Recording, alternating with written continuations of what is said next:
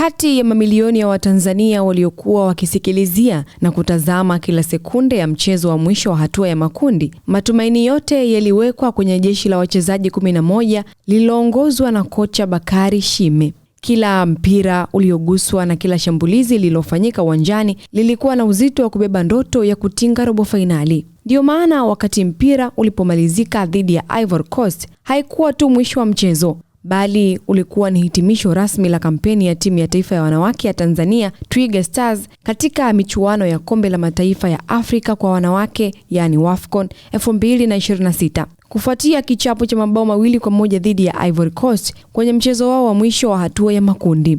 Huku ikiwa ni mara yao ya pili pekee kushiriki fainali hizi za Afrika tangu walipofanya hivyo kwa mara ya kwanza mwaka 2010 na kuishia hatua ya makundi.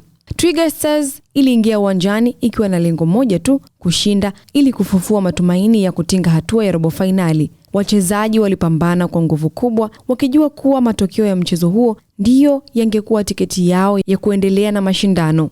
Hata hivyo, Ivory Coast ilionyesha ubora wake na kufanikiwa kupata mabao 2 kupitia kwa Nsira Wedago na Ines Konan, mabao ambayo yaliiweka Tanzania kwenye wakati mgumu wa kutafuta sare au ushindi. Licha ya Twiga Stars kuendelea kupambana hadi dakika za mwisho, bao la Diana Msewa lililofungwa kwa mkwaju wa penati katika dakika ya 9 ya muda wa nyongeza lilikuja kuchelewa. Bao hilo lilirejesha matumaini kwa muda mfupi, lakini halikutosha kubadili matokeo ya mchezo. Kwa matokeo hayo, Tanzania imehitimisha kampeni yake ya WAFCON mwaka 2026 ikiwa na alama 3 na kuaga rasmi mashindano, huku Ivory Coast pamoja na Afrika Kusini wakifanikiwa kufuzu kwenda hatua ya robo fainali. Pamoja na kuondolewa, Twiga Stars inaondoka ikiwa imeandika historia muhimu. Katika michuano hii, Tanzania ilipata ushindi wake wa kwanza kabisa katika historia ya ushiriki wake wa WAFCON baada ya kuifunga Afrika Kusini, jambo ambalo linaendelea kuwa hatua muhimu katika maendeleo ya soka la wanawake nchini.